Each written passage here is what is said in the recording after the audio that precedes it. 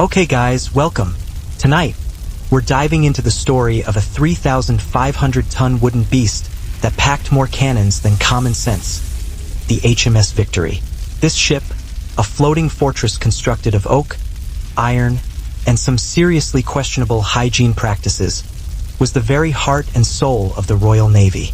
So, before you get too comfortable, please take a second to hit that like button and subscribe to the channel. But only if you're really enjoying what I do here. And be sure to let me know in the comments where you're watching from and what time it is for you. It's always super cool to see who's joining us from all over the globe. Now, go ahead and dim those lights. Maybe turn on a fan to give you that nice, soft background noise, and let's settle in for tonight's adventure. The HMS Victory wasn't so much built as she was more or less forced into existence by the Royal Navy. We're talking about the 1750s here, and Britain was knee-deep in its favorite pastime, being at war with France. Some bright spark in the Admiralty decided that the absolute best way to show off national pride was to build a ship so unbelievably massive that it would physically intimidate the entire Atlantic Ocean.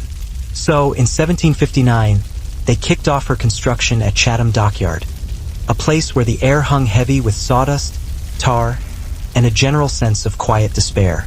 Constructing a 3,500-ton warship entirely out of trees took skill, a whole lot of patience, and a complete and utter disregard for back pain. They didn't have any blueprints to speak of. No calculators either, just a vague general idea, a ton of rum to keep them going, and a foreman who confidently declared, "Yeah, I reckon that looks straight enough." The Victory ended up consuming over 6,000 oak trees because, apparently, the British Navy measured its strength in terms of acres of forest it could obliterate. Entire forests were leveled, all so that one ship could eventually end up smelling like sweat and death. Punishments were held on the main deck in full view of everyone. A sailor found guilty of theft, laziness, or just existing too loudly would be tied to a grating, shirt off, and receive anywhere from 12 to 100 lashes. The first few lashes drew blood. The rest drew a crowd. Afterwards, rum was issued, not to dull the pain, but to keep the audience entertained. Lesser crimes earned some more creative alternatives. Being keel-hauled, dragged under the ship through barnacles, having your head shaved, or being tied to the mast as decoration. In a place where boredom was deadly, punishment was basically live entertainment. Ironically, this brutality actually worked. Mutinies were rare on the Victory, partly because everyone was just too tired to rebel. The sailors learned very early that obedience meant survival, and survival meant one more day of terrible food, questionable water, and existential dread.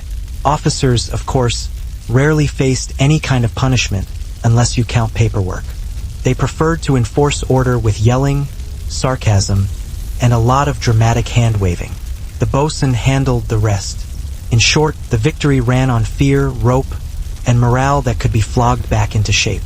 It wasn't democracy, it wasn't justice, but it kept 3,500 tons of oak moving forward, and that was all that really mattered. While the common sailors of the HMS Victory lived like damp sardines, the officers existed in a completely different reality. A world of polished brass, decent food, and powdered wigs so flammable they technically counted as fire hazards. The class divide on a warship was as clear as the smell difference between the decks. At the very top sat the captain, a mix of monarch, school principal, and motivational speaker with a sword. His word was law, his cabin was spacious, and his bed had actual sheets, a luxury that probably made half the crew quietly weep with envy. It was 327 BE, deep in the unforgiving mountains of Sogdiana. The air was thin and biting, the terrain treacherous, and Alexander's army, exhausted but by no means broken, finally forced the rebel stronghold known as the Sogdian Rock to surrender. This imposing fortress had long been considered utterly impregnable, perched precariously high upon sheer cliffs where even birds seemed hesitant to land. But Alexander, ever the showman of conquest, personally scaled it with a hand-picked group of his most daring and skilled climbers. By the break of dawn, the proud banner of Macedon fluttered triumphantly at the very top of the summit. Below, the defeated defenders stared up in sheer disbelief as the seemingly impossible had, yet again, been achieved. Among the captured nobles was Oxyartes, a Bactrian satrap, and accompanying him was his beautiful daughter, Roxana. Ancient historical sources claimed that she was more than just merely beautiful. She was radiant, luminous even, possessing captivating features that displayed both a captivating Eastern grace and a fiercely independent dignity. Her very name, Roxana, meant little star.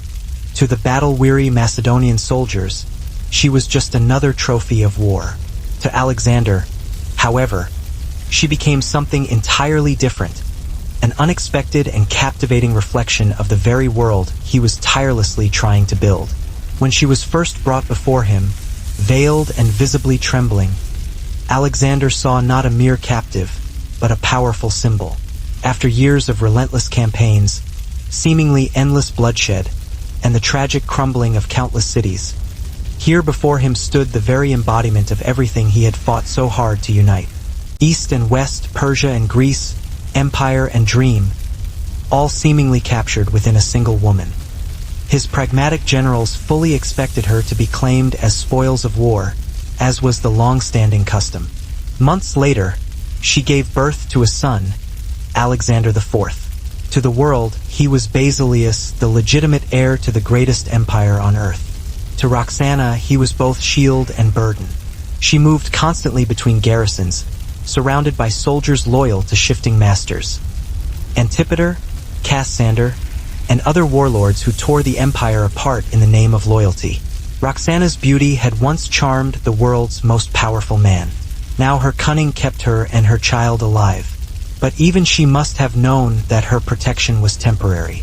The empire her husband built on dreams was collapsing under the weight of reality. Still, in every whisper of rebellion, in every rival's council, her name lingered. The Bactrian princess who had seduced the conqueror and outlived him. For a time, she remained what Alexander had once called her, his little star, shining faintly amid the darkness that followed his fall. Roxana's final years unfolded like the slow fading of a legend. After Alexander's death, she and her infant son, Alexander IV, became living symbols, fragile reminders of a unity the world no longer wanted. The generals who had once called Alexander their king now carved his empire into pieces, each claiming loyalty while secretly plotting for their own crown. To possess Roxana and her son meant legitimacy. To destroy them meant freedom. At first, Perdiccas protected her, escorting her across the eastern provinces under heavy guard. She was kept in royal comfort, but it was a gilded cage. Every letter she sent was read. Every visitor watched. When Perdiccas himself was killed during one of the endless power struggles, her safety evaporated overnight. Roxana fled westward with her child, seeking refuge under Antipater in Macedon. But even there, whispers followed her, that she was foreign, untrustworthy, a Bactrian temptress whose child was too young to rule. The boy was crowned king in name only while Cassander, Antipater's ruthless successor, took control of Macedon. Lindisfarne had been just the beginning. The gods of the north hungered for more offerings, and their ever-faithful followers were eager to deliver. The raid on Lindisfarne was not just a battle between mere men. It was a violent collision between two vastly different civilizations that had never truly met before. On one side stood Christian Europe, a world of ornate monasteries, sacred relics, and the power of the written word. On the other side stood the Norse, a fierce and independent people who worshipped gods of war and thunder, who carved their epic stories in stone, and who sang them beside roaring fires under the vast, starlit sky. When the longships finally came, they brought not only swords and axes, but an entirely different way of viewing life, death, and the elusive concept of glory. The monks of Lindisfarne believed that salvation lay in quiet obedience and lasting peace. Their lives were meticulously measured by devoted prayer, unwavering patience, and the careful illumination of holy texts that they believed connected heaven and earth. The Vikings, on the other hand, fervently believed in constant motion, in the relentless roar of the sea, and in the everlasting honor won through decisive action, in the epic songs that would outlive their very bones. To them, stillness was tantamount to death. To the monks, it was the greatest of all virtues. Between these two vastly different worlds, there could be no real understanding, only fire and blood. The Viking raid was, therefore, not just an act of senseless greed, but a brutal act of revelation. The Northmen saw what Europe had to offer: vast riches, fertile lands, and kingdoms fractured by religious and political infighting. The monks saw what the North was capable of unleashing: a primal fury that could burn even the holiest of places to the ground. And both sides learned something from this encounter that they would never forget. Over the following years, countless more raids would follow. To the Illyrians, these tattoos were considered blessings from the Earth Mother herself. Each line carried profound meaning, with the spiral representing rebirth, the diamond symbolizing fertility, and the snake signifying divine protection. A woman's tattoo was her direct dialogue with the spirits, a visible testament to her role as both nurturer and priestess of life. Some tattoos were applied during festivals of fertility, while others were specifically tied to marriage, conception, or childbirth. The pain of the needle was accepted as sacred, a small death that opened the door to transformation. Men also bore tattoos, often featuring serpent motifs or solar symbols to signify virility and strength. However, the practice was most intimately tied to women. For them, tattooing was not a mere decoration. It was an integral part of their identity. It announced to the entire tribe that the bearer had entered the sacred mysteries of creation, carrying the inherent power to give life, to heal, and to protect. These symbols connected generations. Mothers lovingly passed them down to their daughters, ensuring that every new woman carried the wisdom of the old. Even centuries later, faint echoes of these designs have survived in Balkan folk art, embroidery, and ritual markings, whispering of a forgotten matriarchal reverence. For the Illyrians, the body itself was a form of divine scripture, its skin the very parchment of the gods. To mark it was not desecration, but a deep act of devotion, a way to write the sacred language of life directly upon one's own flesh. To the Illyrians, the act of love was far more than just physical passion. It was a sacred communion. They believed that human desire mirrored the creative forces of the gods, and that when two bodies met, the boundaries between the mortal and divine realms briefly dissolved. Each and every plank was cut, steamed, and then hammered into shape by men whose dental records could probably be summed up in one word: nope. Occupational safety? Forget about it. Didn't exist. If you happened to fall into the hold, well, you just became part of the ship, plain and simple. It took them 6 whole years to get her finished, which is actually pretty impressive when you consider that every single tool they were using was basically just a sharp stick. When she finally launched in 1765, she was a 214-foot wooden skyscraper, capable of carrying a staggering 104 guns and 800 seriously angry men. Her hull was thick enough to shrug off small cannon fire and, unfortunately, pretty much any form of logic. The ship's masts towered higher than a modern apartment building, supporting 37 sails and miles of rigging. A true marvel of engineering, and an absolute unmitigated nightmare to try and untangle. The Victory didn't so much sail as she loomed menacingly across the water. Her top speed was about 8 knots, which means you could probably jog faster if you were feeling even remotely motivated. Still, she was a masterpiece, elegant, terrifying, and utterly unnecessary. When she finally hit the water for the first time, one witness reportedly gasped at her sheer size. The rest probably just stood there wondering who on earth would be foolish enough to actually live on that thing. And so began the life of the HMS Victory, the greatest floating death trap ever carved out of wood and good old national overconfidence. Building a ship like the HMS Victory wasn't just an amazing feat of engineering. It was a true masterclass in collective denial. The 18th century didn't have computers, calculators, or even any kind of reliable measuring tools. Shipwrights had to rely on instinct, hand-drawn curves, and a centuries-old method they liked to call hope. He dined on silverware, used glass plates, and had a private bathroom, a hole in the side of the ship that was his and his alone. True privilege. Below him were the lieutenants, professional officers who made absolutely sure that everyone else's lives remained miserable. They were trained, disciplined, and fluent in shouting. Their main duties included navigation, discipline, and pretending to care about the weather. In the evenings, they would write letters home about the glory of naval service, conveniently leaving out the part where they screamed at teenagers on a floating death trap. Then came the midshipmen, young gentlemen in training, often from noble families. They were basically interns with uniforms, not yet officers, but already far too good to actually talk to the crew. Their education involved studying navigation, ship handling, and the fine art of avoiding splinters. Most of them were under 18, which probably explains the sheer number of questionable decisions that were made during battle. The warrant officers, like the ship's carpenter, gunner, and sailmaker, were the technical brains of the whole operation. They lived somewhere between the officers and the crew, socially speaking, close enough to privilege to smell it, but not quite close enough to actually afford any soap. Daily life for the officers was routine.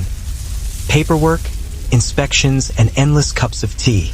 They dined in the wardroom, enjoying real food, salted meat with actual seasoning, while the crew gnawed on their biscuits downstairs. Conversations were polite, except when they weren't, which was often. Alcohol definitely helped. They ruled through confidence, etiquette, and the occasional public flogging. The ship was their kingdom, and the men below deck were both their subjects and their worst nightmare fuel. On land, they were gentlemen. At sea, they were gods. But Alexander, who was raised on the timeless works of Homer and deeply influenced by philosophy, was a man who genuinely wanted to conquer hearts as much as he desired to conquer lands. He immediately ordered that she be treated with the utmost honor and respect. That night, in his bustling camp amid the flickering torchlight, he simply could not shake her image from his mind. She represented something new, something profound, a lasting peace that did not stem from mere submission, but from true union. Soon, the renowned conqueror who had boldly taken Babylon, Susa, and Persepolis would humbly take Roxana's hand, not as a mere prisoner of war, but as his beloved bride.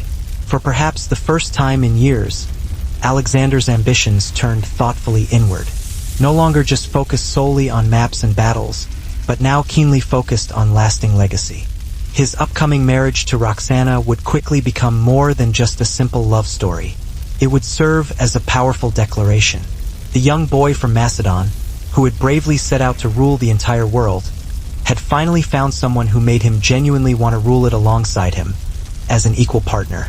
The compelling story of Alexander and Roxana truly begins not on a blood-soaked battlefield, but instead in a quiet, unassuming tent surrounded by the lingering aftermath of a hard-won victory.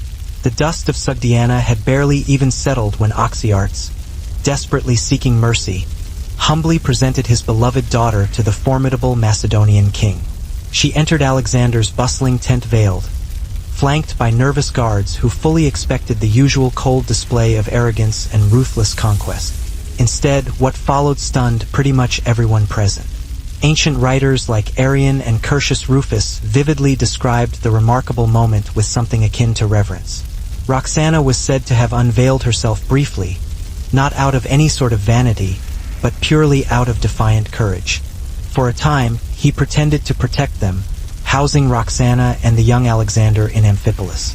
But as Cassander consolidated his power, the presence of a legitimate heir became an unbearable threat. Around 310 BCE, when the boy was barely 13, Roxana and her son were quietly executed, strangled in secrecy, and buried in an unmarked grave. And so ended the line of Alexander the Great. The empire that had once promised to unite continents dissolved into squabbling kingdoms, each ruled by men who had once marched beneath his banner. Roxana, the little star who had once lit the tent of the world's conqueror, was extinguished without ceremony. Yet her story lingered, not as the tale of a queen or a victim, but as a symbol of empire's fragility. Through her, love and ambition had met in a brief, impossible harmony. She had watched Alexander rise to godhood and fall to mortality. She had carried his heir and paid for it with her life. In the end, she became what Alexander had once seen in her, a bridge between worlds, destined to vanish the moment the dream collapsed. The conqueror died conquering. His queen died remembering. For nearly a century, the monastery on Lindisfarne had stood as a beacon of peace and piety. Perched on a tidal island off the coast of Northumbria, It was a place where the rhythm of life was set not by swords or kings, but by the toll of the bell and the turning of pages. Monks in coarse wool robes rose before dawn to sing hymns in the echoing chapel, their chants carried by the sea wind. They illuminated manuscripts in silence, bending over parchment lit by flickering candles. The air smelled of salt and ink, and the sound of gulls blended with whispered Latin prayers. To the outside world, Lindisfarne was more than just a monastery. It was a symbol of divine order. Its relics, its library, and its sanctuary made it one of Christendom's northern jewels. But the memory of Lindisfarne remained uniquely powerful. It was the first strike, the initial awakening, the first time that the North had announced itself to the world in such a dramatic and terrifying fashion. Chroniclers wrote of it as a dire warning, that God had allowed pagans to punish the faithful, that sin had brought the serpent to their very shores. But in the long halls of Scandinavia, scolds sang of unparalleled courage and glorious victory, of Odin's unwavering favor, and of fearless men who dared to do what others only dreamed of. It was the beginning of a bloody dialogue written in blood, the sword against the cross, the saga against the scripture. And though centuries would pass before these vastly different worlds began to truly blend together, Lindisfarne marked the precise moment when they first collided in a fiery clash of cultures. The monks called it divine judgment. The Vikings called it everlasting glory. History would ultimately remember it as the day Europe first met the North. Long after the ashes had cooled and the monks' voices had faded into silence, the name Lindisfarne still trembled on the lips of Europe. Chroniclers wrote of it with abject horror. The harbinger of heathen fury, they called it. In painstaking detail, they captured the utter disbelief of a continent that had mistakenly thought itself safe from harm. The shockwave of 793 echoed through cathedrals and royal courts alike, forever shaping the continent's collective imagination for generations to come. The raid became far more than just a mere memory. It became a potent myth. To devout Christians, it served as a constant test of faith, tangible proof that God's divine protection could be stripped away when men grew complacent and sinful. Priests used. It was enough to stir repentance in some. Love and fertility were not private matters of the flesh, but sacred ceremonies that echoed the harmony of earth and sky, rain and soil, moon and tide. In Illyrian cosmology, every union between man and woman was a ritual reenactment of creation itself. The man represented the celestial, the sun, the storm, the fire that awakened life, while the woman embodied the earth, the fertile ground where that fire took root. Their joining symbolized not dominance, but perfect balance. It was the meeting of two fundamental cosmic principles: energy and matter, seed and soil, giver and receiver. During seasonal festivals, these beliefs took on living form. Villages gathered to celebrate the marriage of the gods, often personified through human lovers carefully chosen to represent fertility and prosperity for the coming year. The couple would share a symbolic feast of milk, honey, and bread, foods believed to hold the very life essence of the land. Their union, whether real or merely symbolic, blessed the earth with renewed vitality. When life-giving rain came soon after such rites, the people would often proclaim that the gods had accepted their offering. Illyrian sexuality was never divorced from spirituality. The body was not viewed as a vessel of sin, but as a temple of divine rhythm.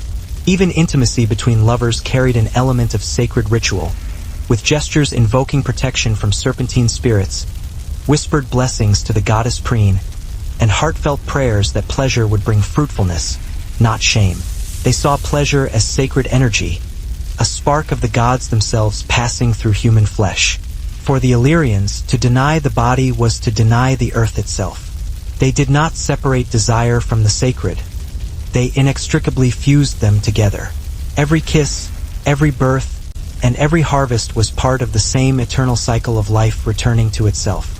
In this comprehensive worldview, sexuality was not corruption, but creation in its purest form. Every single beam, plank, and nail was more or less guessed into place by men who had never even heard of the word ergonomics. The plans? They were stored in someone's head, usually the oldest guy on the site, who could remember numbers up until lunchtime, if he was lucky. It's honestly a miracle the ship floated at all, although some historians actually suspect witchcraft might have been involved. The hull was specifically designed to withstand broadsides, brutal storms, and the occasional head-on collision with France. Its ribs, those huge, curved oak timbers, were bent using fire, steam, and a whole lot of colorful language. Then came the caulking, tar, pitch, and hemp, all jammed into every single seam until it was either watertight or everyone simply gave up. If you've ever tried to assemble IKEA furniture while you were drunk, you've probably come pretty close to understanding what 18th century shipbuilding was actually like. The lower decks were a total maze of beams and bulkheads, packed so tightly that the sailors had to walk around hunched over like goblins on vacation. Every single inch of space had a specific purpose: cannon storage, gunpowder magazines, rum barrels, or just a place for the rats to hang out and judge you. Ventilation, that was more of a suggestion than an actual reality. To properly support the weight of those 104 cannons, the ship's frame was built thick enough to stop small artillery, or at least slow it down a little so you could die in a more dramatic fashion. Iron bolts held the entire structure together, which is particularly impressive when you consider that England's finest blacksmiths were working with tools that were last sharpened back during the Crusades. And yet, somehow, it actually worked. The Victory was strong enough to survive storms, gunfire, and 800 men all simultaneously trying their best to ruin it. But even God still prayed, mostly that no one would find out how much of their authority actually depended on rum, shouting, and good posture. If the HMS Victory had a wellness department, it was run by a man with a saw. The ship's surgeon was part doctor, part carpenter, and part psychologist, mostly for his own benefit. His workspace was the orlop deck, the darkest, lowest, and least ventilated part of the ship, conveniently located right next to the gunpowder magazine. Because nothing says safe surgery quite like operating next to several tons of explosives. During battle, the orlop transformed into a scene that would make nightmares blush. Lanterns swung wildly while the surgeon and his mates worked at lightning speed, sometimes literally by lightning, depending on the storm.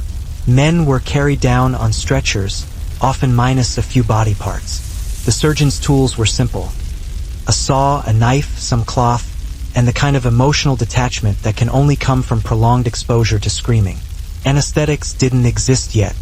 Pain relief consisted of rum, a piece of leather to bite down on, and screaming loud enough to drown out the cannons. Amputations were common and fast, about 2 minutes if the surgeon was in good form. Stopping to be gentle was considered incredibly inefficient. The goal was to keep the patient alive long enough to feel grateful later, which they rarely did. The discarded limbs piled up like firewood and were unceremoniously tossed overboard, which probably confused the sharks into thinking that humans were the latest seafood trend. The deck itself was soaked in blood, seawater, and the faint odor of existential dread. The surgeon's assistants, often teenagers, were responsible for holding down patients and mopping up whatever was left. It built character, apparently. Outside of battle, the surgeon's duties were only slightly less horrifying. She was undeniably young, perhaps only 16 years old, her dark eyes calm and remarkably defiant. Her shimmering silk dress was woven with soft Bactrian gold, and her exquisite jewelry glinted faintly in the flickering lamplight. To Alexander, who had devoted his entire adult life to surrounding himself with men, maps, and the ever-present clamor of battles, her unexpected presence was incredibly disarming. He had certainly seen queens and courtesans before, but this encounter was undeniably different. She carried herself with the unmistakable poise of a warrior's daughter, neither begging for mercy nor boasting of any false grandeur, simply existing with a quiet, regal poise that effectively silenced the entire room. For a fleeting moment, the seemingly invincible conqueror, who had stood face to face with powerful kings and revered prophets, found himself completely speechless. The rough men around him, battle-hardened Macedonians who had brazenly raised entire empires, nervously exchanged quick glances, anxiously waiting for their commander's reaction. Would he simply claim her as spoils of war, as both tradition and custom dictated, or would he instead casually add her to his harem, as so many Persian nobles had cynically done? Instead, Alexander simply smiled, a rare and unexpectedly boyish expression briefly breaking through the iron mask of command. He then quietly ordered that she be treated with the utmost respect and dignity. To those who nervously watched, it seemed as though lightning itself had suddenly struck. His closest companions, including his loyal friend Hephaestion, immediately understood the undeniable significance of the moment. This was obviously no fleeting attraction. Something fundamental had definitely shifted deep within their king. The seemingly unstoppable conqueror of the known world had just been effectively conquered by a girl from Bactria. The monks, who rarely witnessed violence, lived under the protection of both heaven and King Athelred of Northumbria.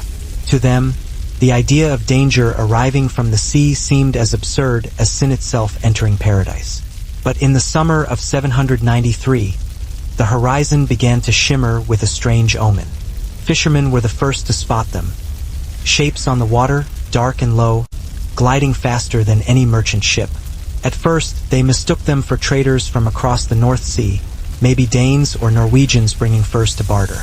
But as the vessels drew closer, the illusion shattered. Their hulls were long and sleek, their prows carved into dragon heads. The oars moved with brutal precision, cutting through the waves like blades.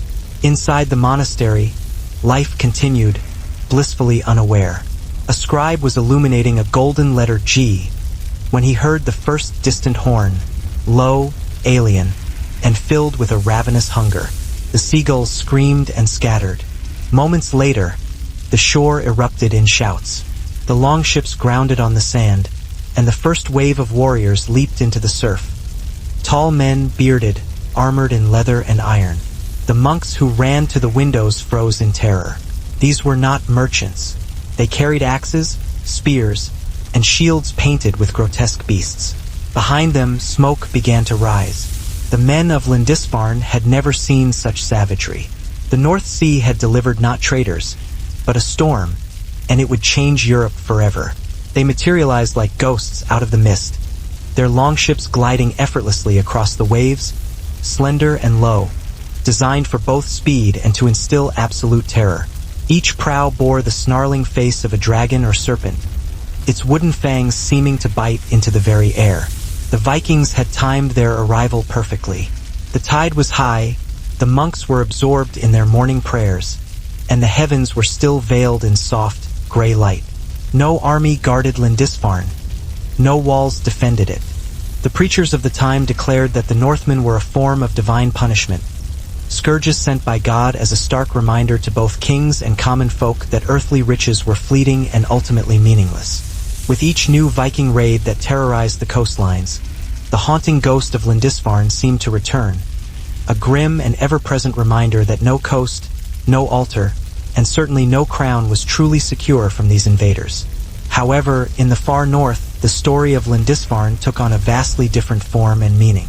Deep within the fjords and scattered throughout the longhouses of Norway, skalds and poets sang epic sagas of the brave few who dared to cross the Whale Road, striking fear and terror into the heart of a kingdom of monks. They spoke of unparalleled courage and cunning, of fearless warriors who faced the unknown terrors of the sea and returned laden with silver and glory. Lindisfarne, in their telling, was not a tragedy to be mourned, but a resounding triumph, the very first mark etched onto the grand map of destiny for the Viking people. In time, the very Vikings who had once burned churches and monasteries would themselves become builders of churches. Their descendants would eventually settle in England, Ireland, and Normandy, intermarrying with the people they had once raided and terrorized, ultimately shaping a new Europe forged from both conquest and kinship. But the initial spark that ignited it all, that fateful morning when the dragon-headed ships materialized out of the mist, would never truly be forgotten. Centuries later, even as the Viking Age gradually faded into legend, Lindisfarne remained its symbolic, beating heart. The bones of Saint Cuthbert were reinterred with reverence, and the monastery was rebuilt stone by stone, but its enduring scars remained. These scars served as a potent reminder that history is not solely shaped by the movements of armies, but by singular, defining moments of fire and destruction. Through flesh they touched spirit, through love they honored the gods, and in their joining they believed the world itself was reborn again and again in endless sacred renewal. Across the rugged Illyrian lands, from remote mountain valleys to windswept coastal cliffs. There were certain places where the veil between worlds felt particularly thin. These were considered the domains of the spirits of the earth, unseen guardians who governed fertility, health, and the very vitality of the land itself. The Illyrians believed that beneath every tree root and every stone dwelled a living presence, sometimes nurturing and benevolent, other times jealous and vengeful. To live well, one had to live in harmony with these unseen forces. Shrines were rarely grand structures, but often carved into caves, built beside springs, or marked by standing stones adorned with various offerings. Women seeking conception would often visit sacred wells at dawn, leaving tokens of cloth, shells, or drops of milk. Men, in turn, would bring weapons or coins to the same places, asking the spirits for strong harvests and virile offspring. Water, earth, and fire all played essential roles, forming the holy trinity of the Illyrian world. Some of the most sacred sites were dedicated serpent shrines, where worshippers left carved figurines of snakes and bowls filled with honey and eggs as gifts to the spirits who slithered unseen through the soil. The serpent was said to carry prayers between worlds, curling from the underworld to the realm of the living. To harm one was to risk divine punishment. Even homes often had a small altar where the household spirit, sometimes imagined as a snake, was fed with milk and bread. Priestesses and wise women tended these sacred shrines, acting as mediators between human and spirit, guiding fertility rituals, interpreting dreams, and prescribing charms for conception or protection. When the last plank was finally nailed into place, and the ship slid down the slipway into the water, the crowd erupted in cheers, mostly because it hadn't immediately sunk. She was a true engineering triumph for her time, a perfect balance of physics, craftsmanship, and sheer, unadulterated audacity. The world looked at her and thought, "This is the future," and the sailors who would later serve on her probably thought, "This is definitely how I'm going to die." Before the age of engines, the ocean ran on wind, rope, and a whole lot of unreasonable optimism. The HMS Victory was powered by over 37 sails, which together created enough surface area to cover a football field, or, in British terms, 2.5 pubs. These sails didn't just move the ship, they also controlled her mood. A favorable breeze meant progress.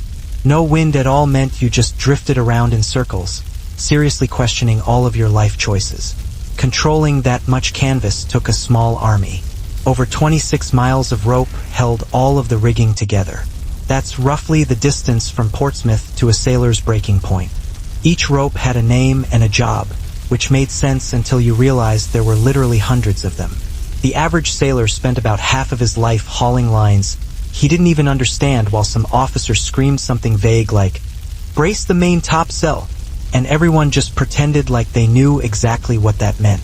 Victory's masts were the skyscrapers of their day, 3 colossal wooden towers reaching almost 200 feet high. Sailors had to climb them daily, barefoot, in the middle of storms, on ropes slick with rain and salt. One slip, and you'd meet the sea face first at terminal velocity. No safety harnesses, no sympathy whatsoever, just a brief splash, and your replacement was already waiting below. The rigging was a living, breathing machine, pulleys, blocks, and ropes all working together in a kind of manic harmony. He treated scurvy, dysentery, infected wounds, and anything else that made the sailors regret being alive. The ship's medicine chest was a tragic joke.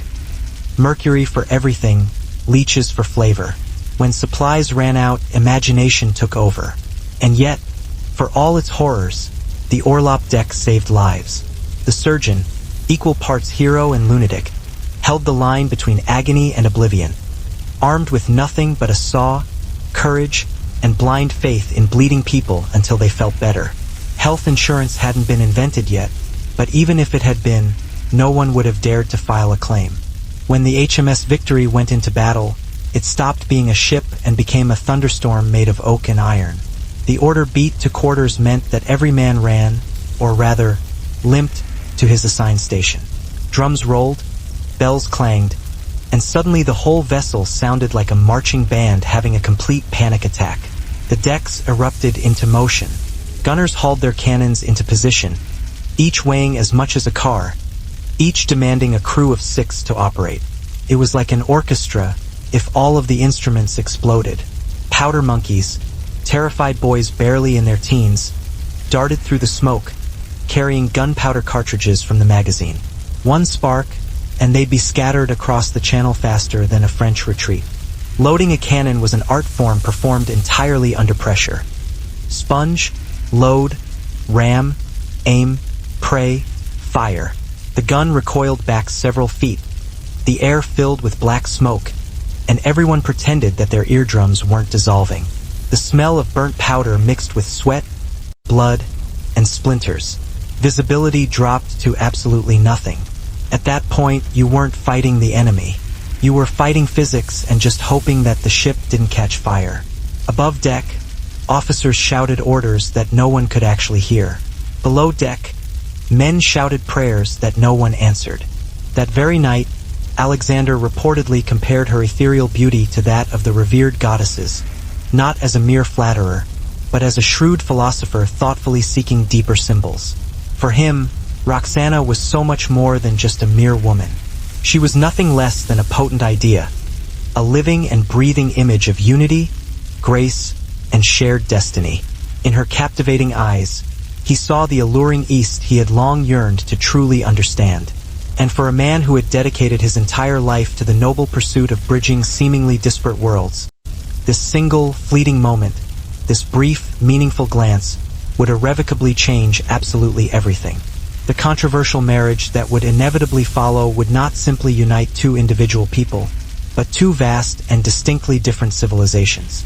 And it all began with just a single, meaningful look.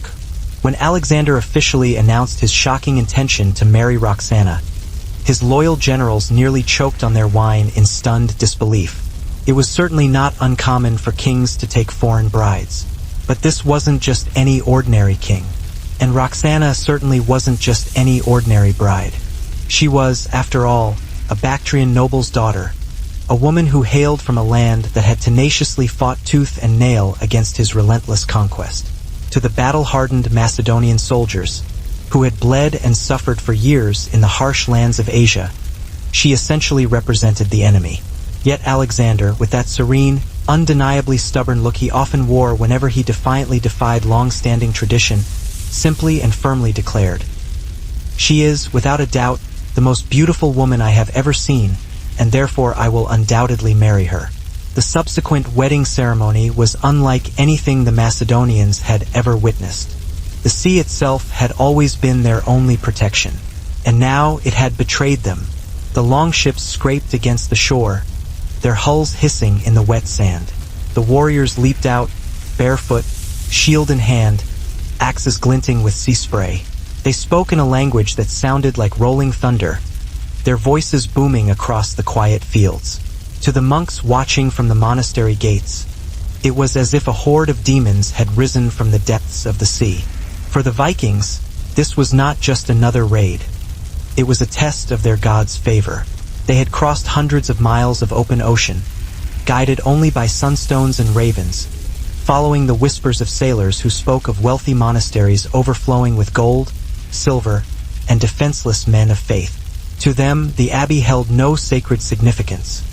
It was simply ripe for the taking.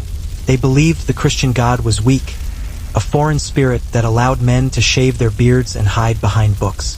They would prove him powerless.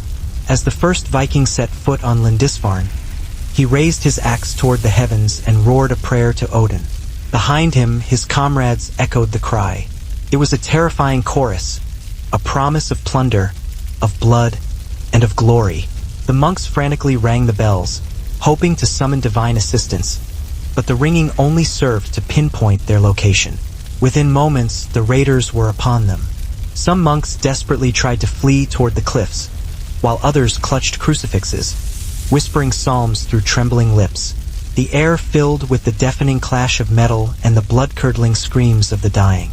To the Northmen, it was a glorious victory. To the monks, it was the apocalypse unleashed. On that bleak morning in 793, the dragon-proud ships brought not just warriors, but the dawn of a new and terrifying age. The monastery that had once echoed with hymns now resounded with the clamor of steel and the agonizing cries of the dying. The raid on Lindisfarne was far more than just the dawn of the Viking Age. It marked the precise moment that Europe awoke from its long medieval slumber, blinking and adjusting to a new and undeniably brutal light. From that day forward, every single wave that crashed upon the northern shores carried with it a faint but unmistakable echo. The echo of the storm that had first erupted on Lindisfarne. Long before the formidable shadow of Rome ever reached the Balkans, the Illyrians lived in a world governed and dictated by rhythm. The fundamental rhythm of birth, the unavoidable rhythm of death, and the endless return and cyclical nature of life itself. To them, fertility was not simply the biological act of producing children. It was the sacred pulse, the very heartbeat that kept the world spinning and in balance. Every single field that bloomed with vibrant color, every stream that swelled with life-giving water, and every woman who bore new life into the world was seen as an integral part of one great, collective breathing spirit, the earth herself. The Illyrians were primarily a mountain people, farmers, herders, and warriors, but they were also quiet and keen observers of the natural world around them. They deeply believed that life was intricately woven through invisible threads, connecting humans, animals, and the very land they inhabited. When a storm raged over the Adriatic or echoed through the Din Valley, it was not viewed as random chaos.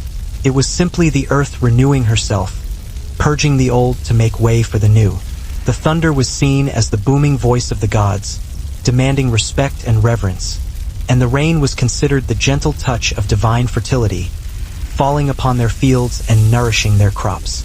Within Illyrian villages, fertility was both celebrated with joyous festivals and feared for its unpredictable power. Their power was both respected and feared, as the people believed they could bless a barren field or curse it to become stone. These rituals remind us that Illyrian religion was not confined to temples or scripture, but deeply embedded within the very landscape itself.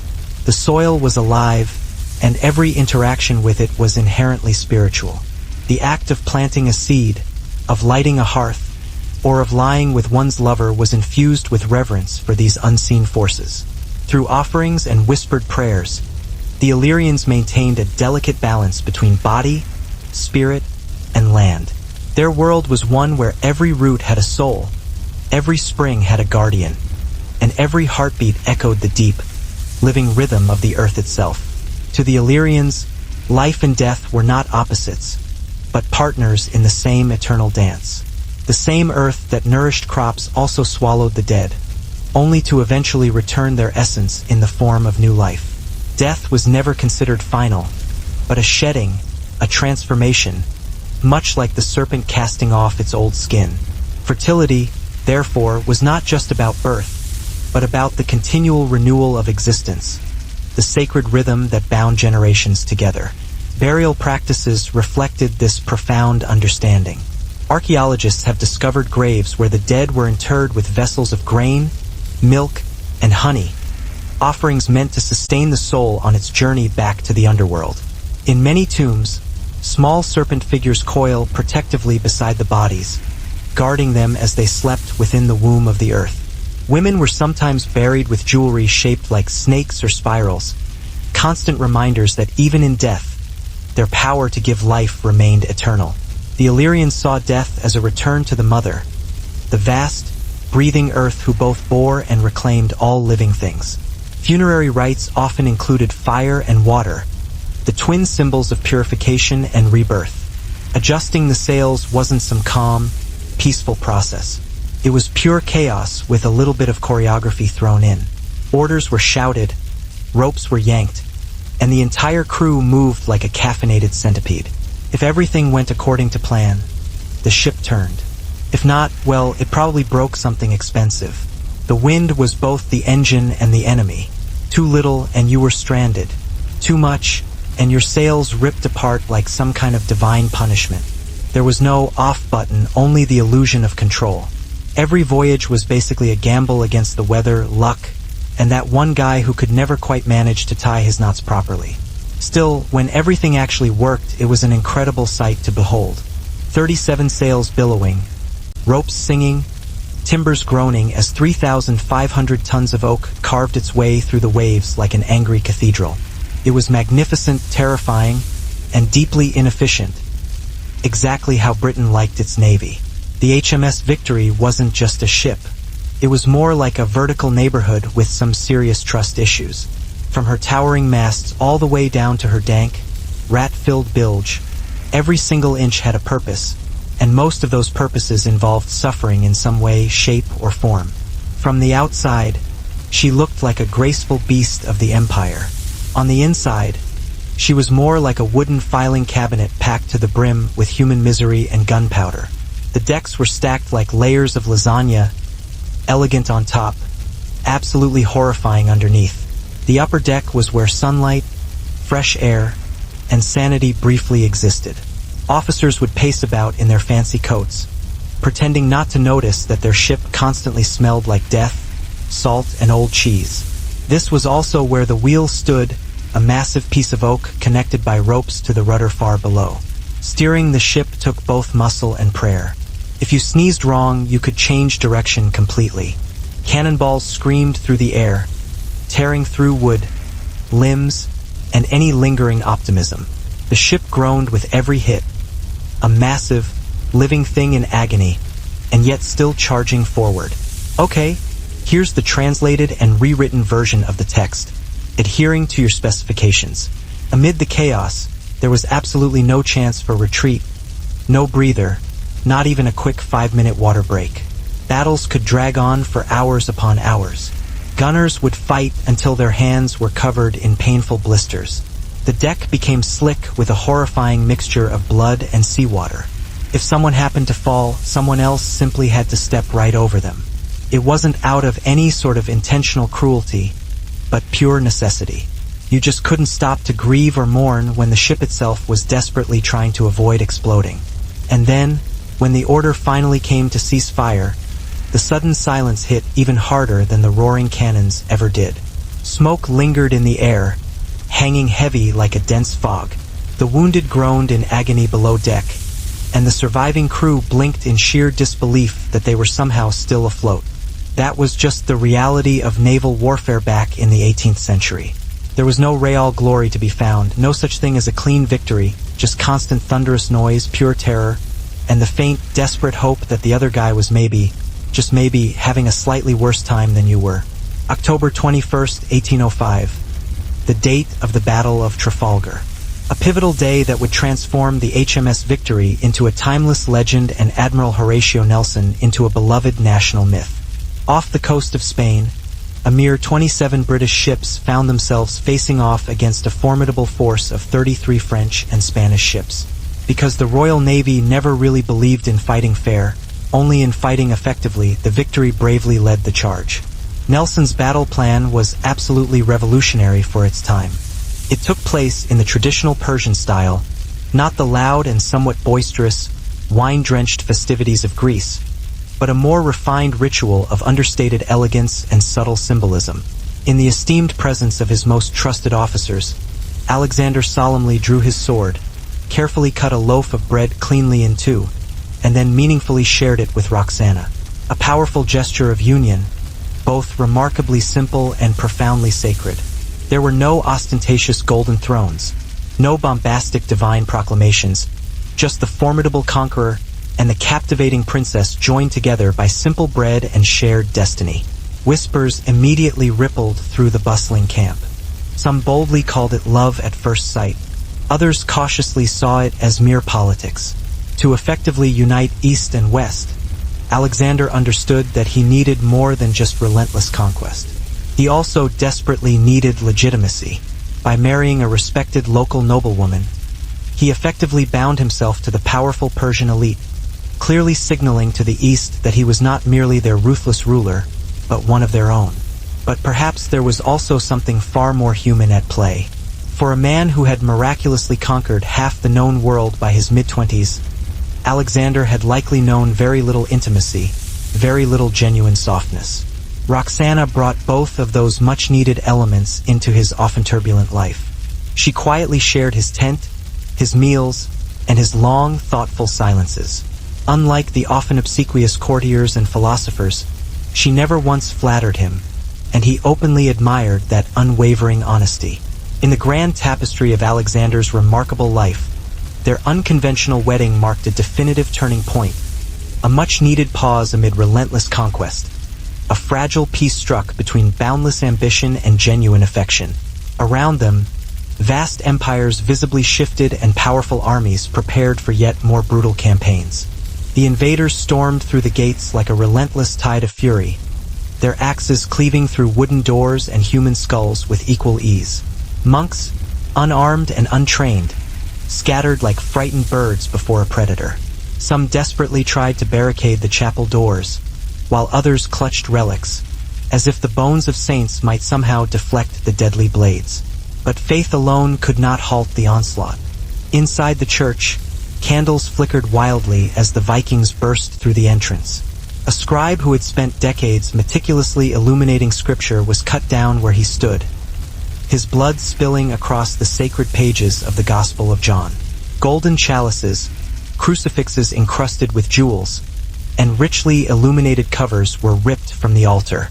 The raiders roared with laughter as they tore down tapestries, their rough hands grabbing at anything that gleamed and sparkled.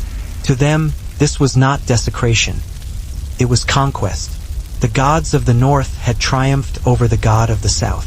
Outside, the sea wind carried the acrid stench of fire. The wooden roofs of the monastery began to burn fiercely, the black smoke twisting and spiraling into the already gray sky. The Vikings moved with ruthless efficiency, dragging prisoners toward the longships. Some monks were slain outright, their bodies left where they fell, while others were bound with rope, destined to be sold in distant slave markets along the fjords. The survivors, who hid among the rocks and cliffs, could only watch in helpless horror as their sacred island was stripped bare of everything they held dear. To the Northmen, it was the perfect raid. There was no army to resist them, no fortifications to breach, only wealth and glory to be seized. They had struck the richest monastery in Northumbria, and they had done so with the cold, calculating precision of wolves. As the flames consumed the monastery, the abbot, old and trembling, fell to his knees in the courtyard. The people were acutely aware of their dependence on the land's generosity, but they also understood that life and death were inseparable twins, forever intertwined.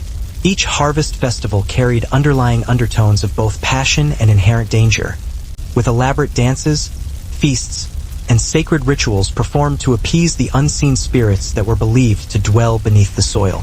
Women, in particular, held a sacred and revered place within this cosmic balance. They were seen as reflections of the earth itself, mysterious, powerful, and intrinsically bound to the very cycles of creation that even the fiercest of warriors could not control. Unlike later societies that rigidly separated the divine from the human, the Illyrians saw no such definitive boundary. The divine was believed to reside within them, flowing through their blood, their seed, and their very dreams. Fertility deities, often represented by serpents, bulls, or women with exaggerated hips and breasts, symbolized not only physical creation, but the inherent power to sustain all of existence. The serpent, coiling endlessly upon itself, became the perfect and enduring emblem of renewal, shedding its skin much like the earth sheds the seasons. This profound reverence for fertility deeply shaped Illyrian identity. To truly live was to honor the earth and its bounty. To love was to actively participate in her eternal and cyclical nature. And through sacred ritual, intricate tattoo, and sacrificial offering, the Illyrians constantly reminded themselves that every act of union between man and woman, sky and soil, was a resonating echo of the god's own act of creation. Their world was not one of sin and shame, but of sacred and celebrated desire. At the very center of Illyrian spirituality stood the powerful goddesses of fertility, primal figures who governed both the womb and the world with equal authority. Families would light torches to guide the departed spirit, then pour libations of wine or milk onto the ground, feeding the unseen world below. Mourning was not a period of silent despair, but a ritual acknowledgement, a recognition that life and death fed one another in an endless cycle. Even festivals of fertility carried traces of this awareness. During harvest time, the Illyrians thanked the gods not only for life's abundance, but also for the sacrifice that made it possible. They understood that every seed that sprouted did so because another had decayed, and that every birth and every joy was inevitably shadowed by loss. And yet, this was considered sacred balance, not tragedy. This acceptance of death gave their fertility cults profound depth. Sexuality, fertility, and death were all viewed as expressions of the same divine power, the movement of energy through different forms. Nothing was wasted, and nothing was truly lost. The Illyrians lived by the truth that every breath belonged to the earth, borrowed for a brief moment, and then gratefully returned. To die was not to disappear, but to become fertile once more, becoming part of the soil that would nourish the living. Though centuries have buried their temples, scattered their bones, and erased their language from common usage, the Illyrians left behind something indestructible, a spiritual echo. Their profound reverence for fertility, their sacred union of body and earth, survives quietly in the folk traditions of the Balkans. It lingers in the songs sung at weddings, in the spring festivals of fire and water, and in the embroidered symbols that still adorn traditional garments. Serpents, spirals, and suns. These are not mere decorations, but the lasting fingerprints of a vanished faith. Even long after their lands were conquered by Rome and their gods replaced by new names, the Illyrian vision of life endured beneath the surface. Beneath that lay the quarterdeck and gun decks, where the cannons sat like oversized metal toddlers just waiting for some attention. Each gun had its own little crew, its own name, and its own personal grudge against the French. The ceilings were so low that even average-sized sailors had to crouch. Taller ones simply learned to live with a mild concussion. Further down was the orlop deck, a gloomy labyrinth of ropes, barrels, and despair. This is where the powder magazines were located, a cozy collection of explosives carefully guarded from open flames, cigarettes, and optimism. The surgeon's table was also down here because nothing boosts morale quite like hearing someone getting sawn in half right next to the rum supply. And at the very bottom, the hold, the ship's stomach. It was filled with salted meat, barrels of biscuit, spare rope, and enough rats to qualify as actual passengers. The air was warm, moist, and unholy. You could smell it from a deck away, which is why most sailors tried their best to stay topside, even in the middle of storms. Walking through the Victory was like taking a tour of a wooden ecosystem, part fortress, part prison, part death trap. Every deck creaked, every rope hummed, and every plank whispered, "You could drown at any moment." She wasn't comfortable, but she was magnificent. The 18th century's version of a luxury cruise if you removed all of the luxury, the element of choice, and the will to live. To sail the HMS Victory, you needed people, lots of them. Around 850 souls in total, which sounds pretty impressive until you realize that roughly half of them were there because someone had tricked them or outright kidnapped them. The Royal Navy called it press ganging. Everyone else just called it Tuesday. A volunteer in the 18th century didn't always mean a willing participant. Naval recruiters patrolled the ports armed with clubs, rum, and some very loose ethics. He intended to sail directly at the enemy line, break it clean in two, and create as much utter chaos as humanly possible. It was essentially the 18th century equivalent of deliberately driving headfirst into oncoming traffic for some kind of twisted tactical advantage. His men were understandably terrified. Nelson, of course, chose to dress like a golden chandelier. He was covered in medals, sashes, and enough gold braid to make him a perfectly visible target, even from space. Subtlety was definitely not one of his strengths. As the Victory relentlessly advanced, enemy cannon fire tore through her sails and rigging. It wasn't bullets that were the biggest threat, but splinters. Splinters that flew like deadly shrapnel, slicing cruelly through flesh. The air was thick, filled with choking smoke, deafening thunder, and colorful profanity. When she finally managed to break through the French line, she unleashed a full broadside, a devastating wall of fire and iron that ripped right into the enemy flagship. The noise was absolutely biblical in scale, and the resulting carnage was even worse. Amid all the chaos, Nelson calmly paced the deck, directing the intense battle like a man casually playing chess with actual cannonballs. Then, As if on cue, fate decided to intervene and make history. A French sharpshooter, carefully perched high up in the rigging, fired a single musket ball. It struck Nelson squarely in the shoulder, passed agonizingly through his spine, and brought an abrupt end to the most dramatic career in naval history. He was carefully carried below deck, where he famously refused morphine because, apparently, British heroism required enduring maximum suffering. As the brutal battle raged on, the Victory continued to fire, deafening, relentless, and utterly unstoppable. When it was all finally over, 22 enemy ships had been either captured or sunk to the bottom of the sea. Not a single British ship was lost.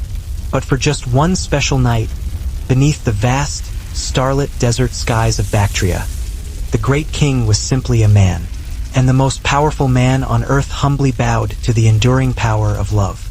In the shrewd eyes of Alexander's often cynical court, the bold marriage to Roxana was far more than just a simple act of affection. It was, in fact, a carefully calculated masterstroke of subtle empire building.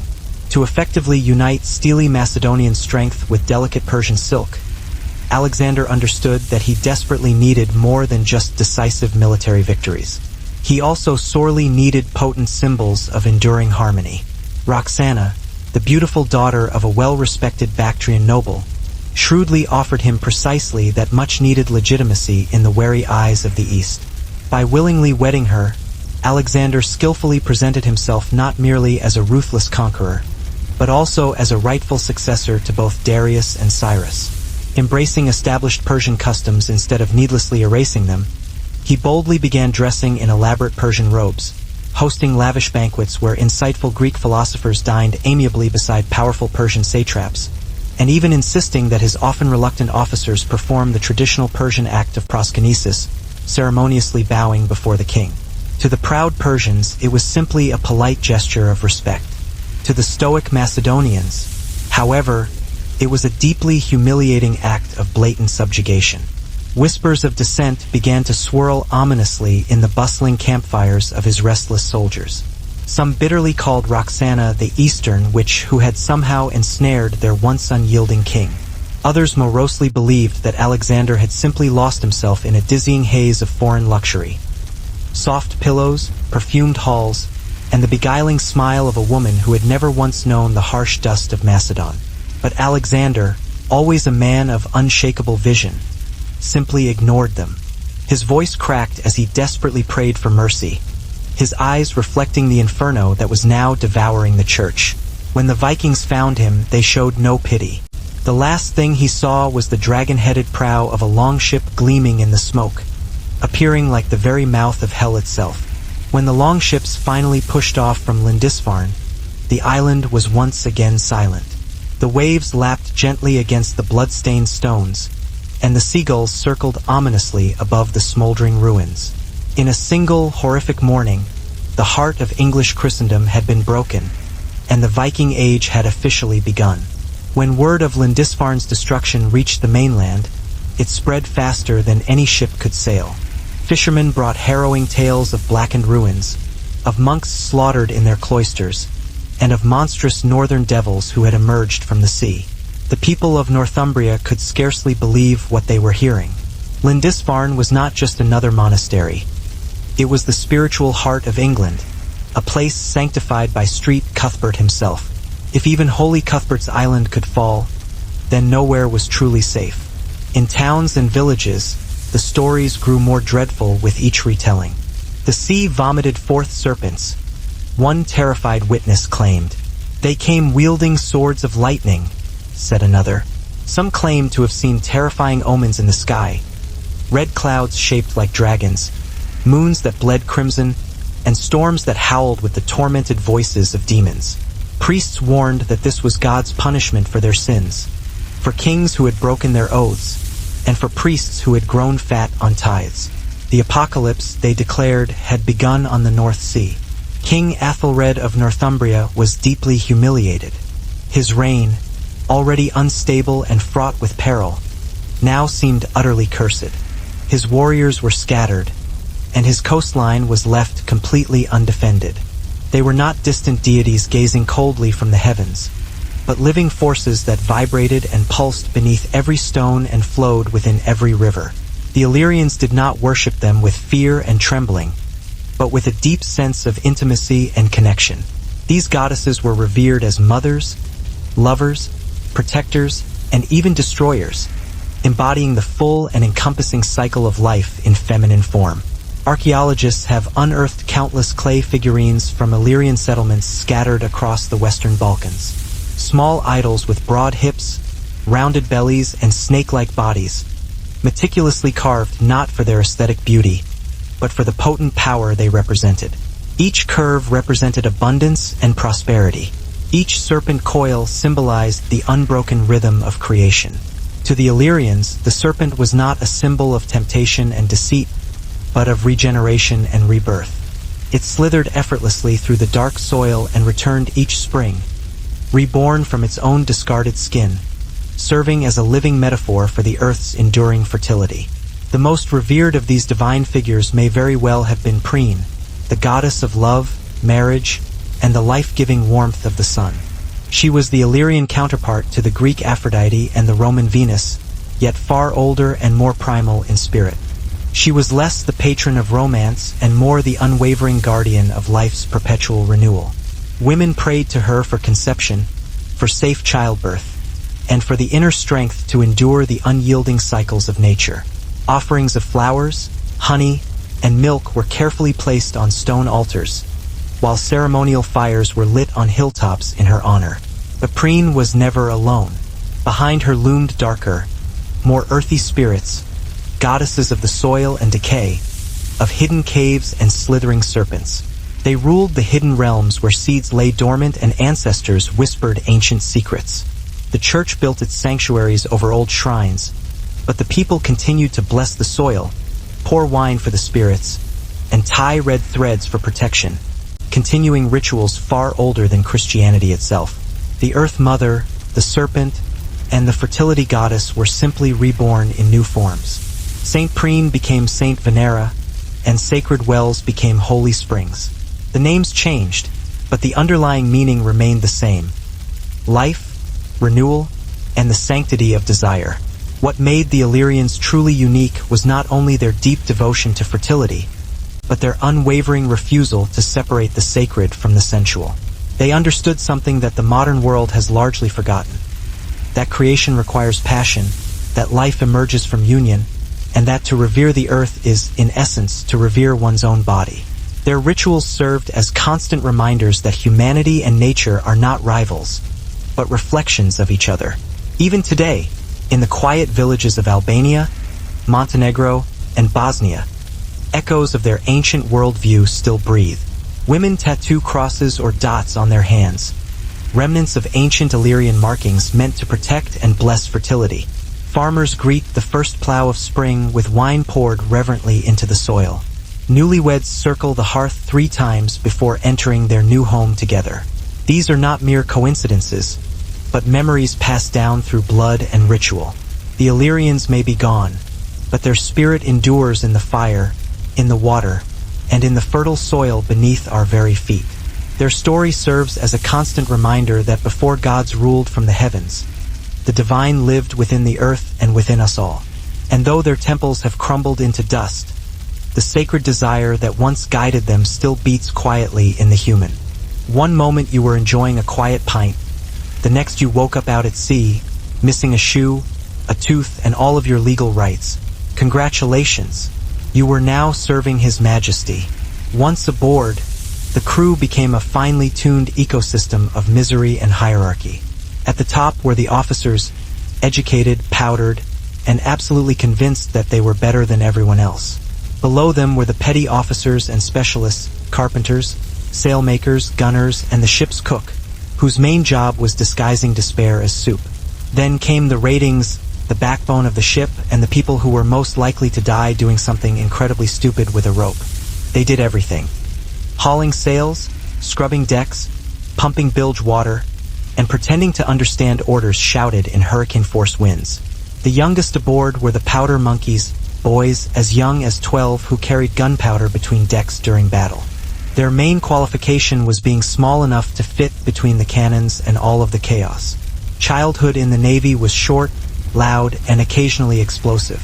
Pay was theoretically decent, but the Navy rarely paid on time. Some men served entire voyages without ever seeing a single penny, which pretty much explains why mutiny was always on the menu. Still, the Admiralty offered some incentives: rum rations, dental neglect, and the chance to die gloriously for the king. And yet, despite all of the brutality, there was something about shipboard life that bound these men together. Maybe it was the shared hardship. Maybe it was just the complete lack of escape routes. By the time the Victory set sail, 850 strangers had become one collective organism, part machine, part mob, held together by routine, duty, and sheer exhaustion. They didn't all join willingly, but they all stayed alive the same way. Follow orders, don't question authority, and never, ever stand under the poop deck during rough weather. It was a bloody slaughter disguised as a carefully planned strategy. Nelson died just 3 hours later, famously murmuring, "Thank God I have done my duty," which, loosely translated, probably meant something along the lines of, "You're welcome, England." The battle effectively ended the looming threat of Napoleon's invasion and forever cemented the Victory's immortal status. But her decks were nothing short of a butcher's floor. Over 100 men were dead, hundreds more were wounded and suffering, and splinters were so thick on the ground that you could have started a decent lumber business with them. Trafalgar was ultimately a triumph wrapped tightly in a tragic package. It was the day the Victory truly lived up to her triumphant name, and Nelson became the most famous corpse in British history. When the cannons finally fell silent, the HMS Victory floated eerily in a thick fog of smoke, splinters, and pure disbelief. The silence was deafening, not necessarily because the men suddenly craved peace, but simply because most of them were, at least temporarily, deafened. The Battle of Trafalgar was finally over, and somehow, against all odds, Britain had actually won. The French and Spanish fleets were left in absolute ruins. The sea was now red with debris and regret, and the Victory herself was miraculously still afloat, although just barely. The entire ship looked like it had been chewed on and then spat out by Neptune himself. Sails hung in pathetic tatters, masts were visibly cracked, and rigging dangled precariously like a giant spiderweb after a particularly bad night. Dozens of cannon ports were shattered beyond repair, and the decks were slick with an unholy mix of blood, seawater, and spilled rum. It was a true masterpiece of destruction, and the Royal Navy proudly called it a success. Nelson's body lay respectfully below deck, carefully preserved in a cask of brandy for the long journey home. He quietly told his closest friends that his controversial marriage was definitely not a sign of any weakness, but a powerful symbol of lasting peace. That seemingly disparate empires could, in fact, be effectively ruled through enduring love as much as through debilitating fear. And yet, beneath the seemingly placid surface, simmering tensions continued to brew. His loyal generals, especially those who still nostalgically longed for the relative simplicity of constant conquest, viewed the unorthodox union as a dangerous precedent. They desperately wanted spoils, not delicate diplomacy. Submission, certainly not marriage. For them, Roxana represented the creeping influence of an undeniably alien world. Still, Alexander stubbornly stood firm. He was actively shaping a bold new identity, no longer just the rigid son of Philip of Macedon, but the benevolent ruler of a thoughtfully blended civilization. In the captivating Roxana, he keenly saw not just mere beauty, but the powerful promise of a brighter future where East and West would seamlessly become one. To him, she was the very living embodiment of his greatest dream, that the world could effectively be conquered not solely by the cold steel of the sword, but also by the warm embrace of enduring unity. What his often short-sighted men stubbornly failed to understand was that this profound love, whether deeply political or genuinely not, would ripple dramatically through the very course of history, long after the dust of their hard-won campaigns had eventually settled. Roxana's complicated new life as queen was a strange and often unsettling mixture of lavish splendor and profound solitude. She had rapidly transformed from the cherished daughter of a provincial noble to the revered wife of the most powerful man alive. Yet, She now lived constantly surrounded by people who openly despised her very existence. The monks of Lindisfarne had been men of peace, unarmed and unprepared for such an assault, and now they were martyrs for their faith. The king sent envoys to warn other monasteries, urging them to fortify their churches and move their precious treasures inland. But few truly believed that such horror could ever happen again. Surely, they reasoned, the Northmen would vanish back into the sea from whence they came. But they did not vanish. The Vikings had tasted wealth and weakness, and they would undoubtedly return for more. The raid on Lindisfarne was not an isolated act of barbarism. It was a clear and unmistakable message. To the north, it proved that the soft lands of the south were ripe for plunder. To the English, it was a shattering revelation that the world they knew, ordered, Christian, and seemingly stable, could be torn apart in a single night. The monks who survived the massacre carried with them the sacred relics of St. Cuthbert and wandered the countryside seeking shelter. Their silence spoke volumes, more powerfully than any sermon ever could. Europe, once so confident in its faith and the strength of its walls, now trembled before a new and terrifying enemy, one that came not to conquer kingdoms, but to steal, burn, and vanish before sunrise. Lindisfarne was not just a tragedy. It was a stark warning, and Europe had only just begun to listen. The raid on Lindisfarne was not merely an isolated act of savagery. It was the spark that ignited an entire age. In the frigid fjords of Norway and Denmark, word spread like wildfire. A monastery across the sea had fallen with unbelievable ease, its treasures plundered, its monks defenseless. To the Norse, it sounded like a divine challenge, an invitation from the gods themselves. They called the land across the water Angleland, rich, soft, and ripe for the taking. The young men who had once fought each other over narrow valleys now turned their gaze outward, toward the sea. To the Illyrians, true fertility required both the light and the shadow, the seen and the unseen. Every harvest demanded the symbolic death of the grain before its eventual rebirth. Life was not given freely. It was wrestled from the earth through dedicated ritual, blood sacrifice, and unwavering devotion. Men, though fierce and formidable in battle, bowed to these powerful goddesses in reverence. Women carried their images in intricate tattoos and protective amulets, believing that the divine feminine flowed directly within their veins. Every birth was considered a reenactment of the world's very creation.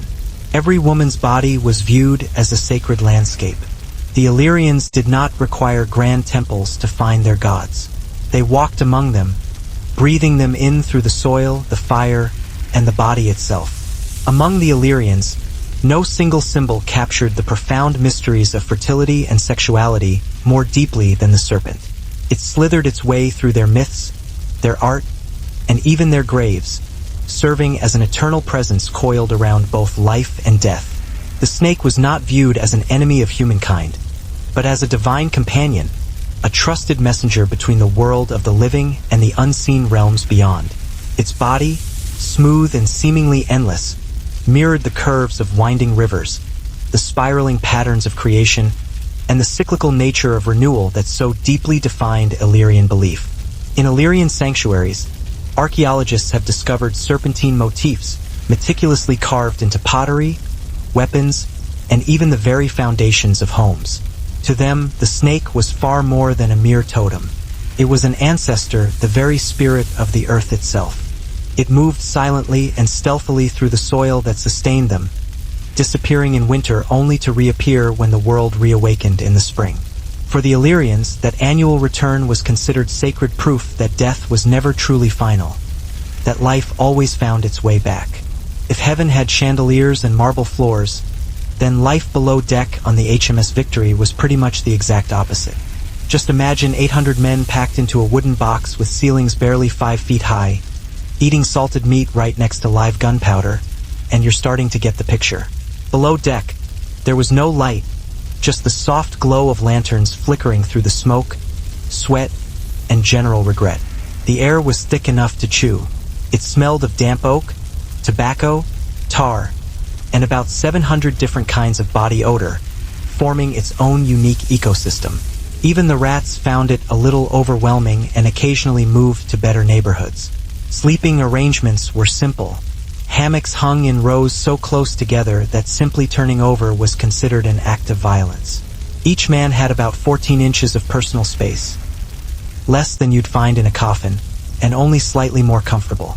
At night, the creaking wood and the rolling sea turned the ship into a living organism, groaning like a snoring whale with some serious indigestion. Privacy didn't exist. Everyone ate, slept, argued, and suffered in the same open space. Conversations were shouted over the sound of cannons being cleaned, barrels rolling around, and some poor soul vomiting into a bucket. If you were lucky enough to have a quiet night, it just meant you could clearly hear the rats chewing on your shoes. Bathing was purely theoretical. Fresh water was far too precious to waste on something like hygiene. So, the sailors cleaned themselves with seawater, which was essentially bathing in other people's mistakes. Clothes were rarely washed, which gave the crew a consistent look and smell, both of which have been described by historians as noticeable. And to make things even worse, the bilge, the ship's very lowest part, collected every leak, spill, and mystery fluid imaginable. The stench could peel paint. It was essentially the 19th century equivalent of cryogenics, just considerably stickier and more fragrant. The men respectfully toasted his name with the very same rum that was currently preserving him, because sailors have always innately understood the importance of efficiency. Above deck, the exhausted crew worked tirelessly to repair the battered ship. The dead were carefully sewn into their hammocks, weighted down with heavy cannonballs, and solemnly slid into the unforgiving sea. Tradition dictated that the very last stitch went right through the nose, just to be absolutely sure they were, in fact, actually dead. The somber ceremony was kept deliberately short and to the point. The overwhelming smell demanded it. The wounded moaned in agonizing pain below deck, while the ship's surgeon, now running on nothing but pure caffeine and the lingering trauma, worked relentlessly without any rest. Amputation, rum, repeat, that was the grim cycle. For many, the real battle was only just beginning, long after the actual fighting had ceased. Infection proved to be far more ruthless than any cannonball. Yet, even amid all the ruin and despair, the Victory still managed to live up to her triumphant name. Her surviving crew cheered through cracked lips and bloody bandages. They had somehow managed to defeat 2 entire navies at once, a feat so utterly absurd that even history itself felt compelled to applaud. By nightfall, the sea finally calmed, and the surviving ships of Nelson's battered fleet drifted slowly among the wreckage. The Victory bravely led them all home, battered, but utterly unbowed, the very floating embodiment of the British Empire's favorite motto, "We win, but of course at what cost? Don't even ask." The brutal battle had finally ended, but the timeless legend had only just begun, forged from countless splinters, thick smoke, and the lingering faint smell of brandy. The cliquey Macedonian nobles whispered cruel insults in Greek behind her back, derisively calling her the barbarian bride. To them, she was nothing more than a meddlesome intruder, a constant reminder that their king's once unwavering heart now belonged, at least partially, to Asia. In the glittering courts of Bactria and Susa, Roxana quickly learned that true royal power was definitely not just a matter of noble birth, but of skillful survival. She was undeniably young, keenly intelligent, and inherently cautious. She thoughtfully spoke little, observed everything around her with shrewd intent, and quickly learned to navigate the often treacherous court politics that relentlessly surrounded Alexander. His vast empire stretched impressively from Greece all the way to India, but his restless generals were increasingly dissatisfied, his weary soldiers extremely homesick, and his often unpredictable mother, Olympias, remained back in Macedon, a potential storm ominously brewing. Roxana's greatest asset, by far, was her close proximity to the powerful Alexander. Whenever he traveled, she often accompanied him. She thoughtfully dined with him, fervently prayed with him, and quietly shared the fleeting moments of calm in between the many brutal battles. Ancient writers often noted that he treated her with great affection, even a rare display of tenderness, something he very rarely showed to pretty much anyone else. He would warmly take her hand during lavish banquets or quietly smile at her during important councils, gestures that, to the hardened Macedonians, seemed almost scandalously inappropriate. But Roxana's unique position remained undeniably perilous. Alexander's previous dalliances with noble Persian women, such as the daughters of the powerful Darius, left her feeling increasingly uneasy. They were undeniably royal, extremely prestigious, and she, despite her undeniable charm, came from decidedly lesser nobility. They built more longships, sleek, shallow-draft vessels that could navigate rivers as easily as they could traverse the open ocean. Their prows, carved with fearsome dragons and wolves, became potent emblems of fate. Each voyage was a gamble, a perilous dance between glory and death. But glory was the very essence of their existence. The sagas would later immortalize them as sea kings, men who sought not only gold, but everlasting fame. For the kingdoms of England, the attack on Lindisfarne felt like a festering wound that simply refused to heal. More monasteries were targeted: Jarrow, Wearmouth, and Iona. Each time, the raiders appeared seemingly out of nowhere, struck with devastating precision, and vanished before help could arrive. The coastlines that had once been havens of peace and tranquility were now places of dread and foreboding. Bells that had once called the faithful to prayer now sounded in urgent warning. The church saw divine wrath in every crashing wave. Bishops penned letters filled with horror and apocalyptic prophecy. One chronicler, Alcuin of York, lamented, "Never before has such terror appeared in Britain. The heathens desecrate God's sanctuaries, shed the blood of saints around the altar, and destroy the house of our hope." But to the Vikings, this was destiny, the fulfillment of what their poets called WYRD, the inexorable turning of fate's wheel. They saw themselves not as villains or marauders, but as warriors chosen by Odin, blessed by the sea gods for daring to venture where others feared to sail. And so, in the decades that followed, the dragon ships kept coming, not just to raid, but to settle, to trade, and to irrevocably shape the destiny of Europe. Lindisfarne was their opening roar, a thunderous strike that echoed across the centuries.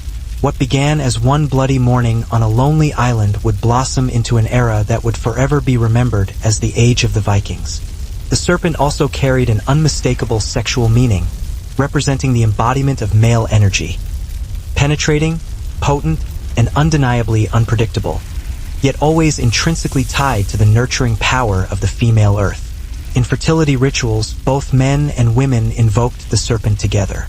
Men painted or tattooed its form along their arms and torsos, while women wore serpent-shaped jewelry around their hips and breasts. The joining of their bodies was seen as a sacred reenactment of the primordial union between sky and soil, rain and seed. This delicate balance between masculine and feminine energies lay at the very heart of Illyrian cosmology. Neither could truly exist without the other. The serpent served as a constant reminder that passion and creation were not sinful forces to be suppressed, but divine tools through which the world sustained itself. Even their burial sites reflected this deeply held belief, with carvings of snakes often placed beside the dead as protectors, ensuring the rebirth of the soul into the grand cycle of nature. Over time, this potent symbol of sacred sexuality would be demonized by later faiths, its divine role largely forgotten beneath layers of myth and fear. But to the Illyrians, the serpent remained holy, a soft whisper from the earth itself, a constant promise that creation never truly ended.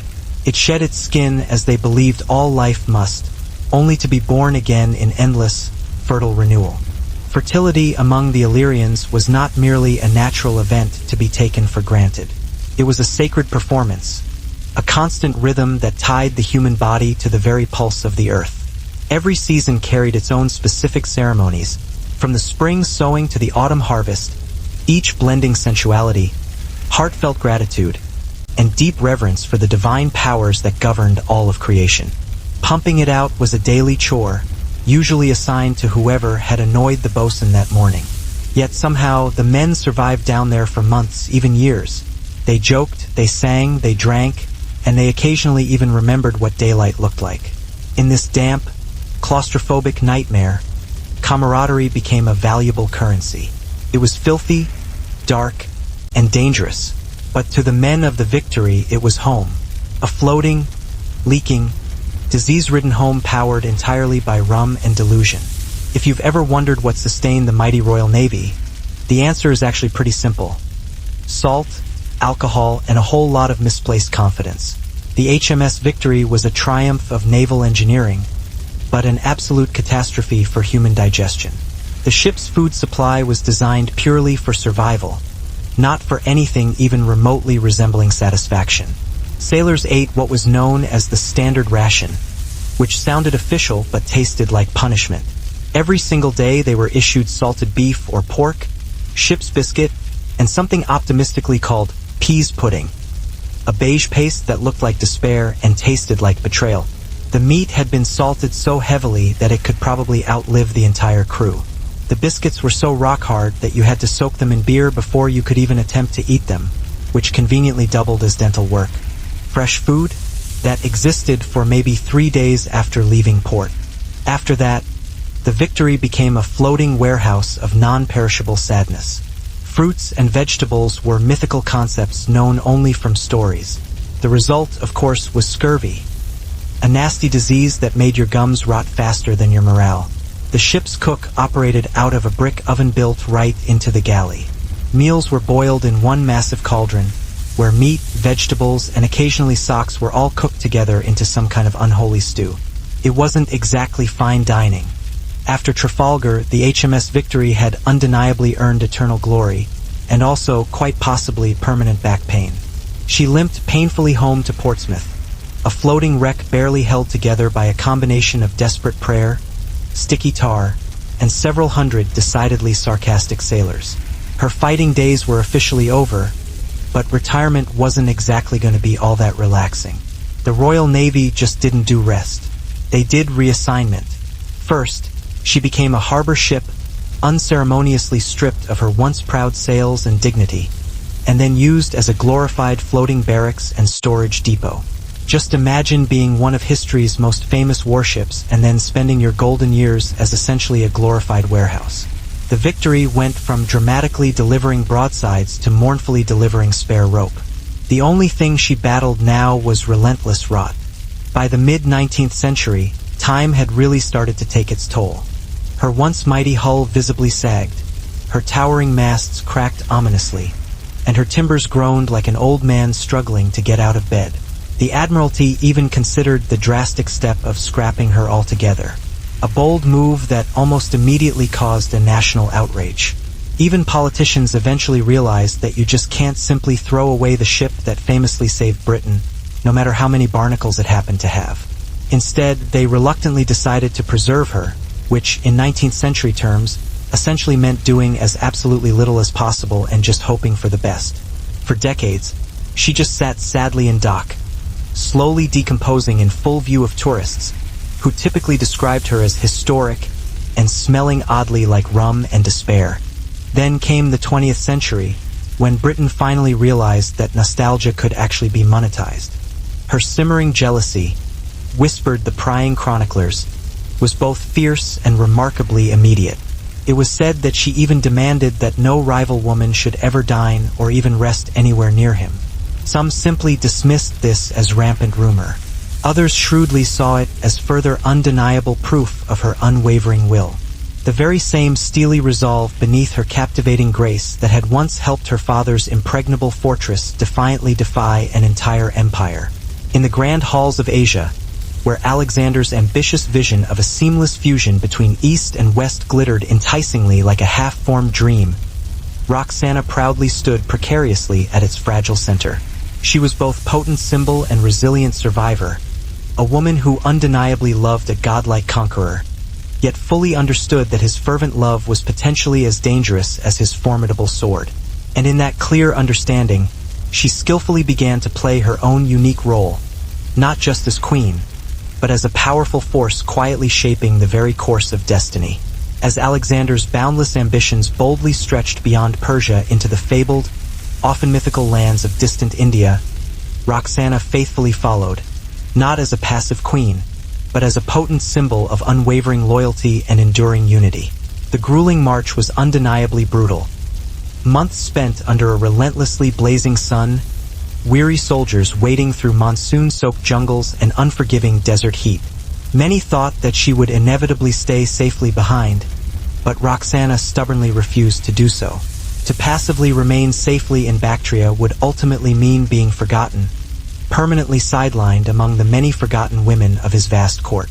By actively staying right beside him, she purposefully remained visible, a constant and powerful reminder that this seemingly invincible conqueror was also, undeniably, a devoted husband. In the years that followed the devastating raid on Lindisfarne, a strange new terror began to haunt the dreams of Christian Europe. The Vikings were no longer merely faceless marauders from the sea. They had become the very embodiment of chaos itself. To coastal villages, the mere sight of a black sail appearing on the horizon was enough to send entire towns fleeing inland, seeking whatever meager protection they could find. Even the prayers of the church began to reflect this newfound terror. Monks added new pleas to their liturgies. From the fury of the Northmen, "O Lord, deliver us." The fear spread even faster than the raiders themselves. Rumors circulated that the Vikings were giants, demons in human form who could not be killed by ordinary weapons. Others whispered that they worshipped devils, offering gruesome blood sacrifices before each battle. Their speed, their eerie silence, and their unbridled savagery seemed almost supernatural to those who had never before witnessed warships gliding so swiftly across the waves. Yet behind the terror lay a stroke of pure genius.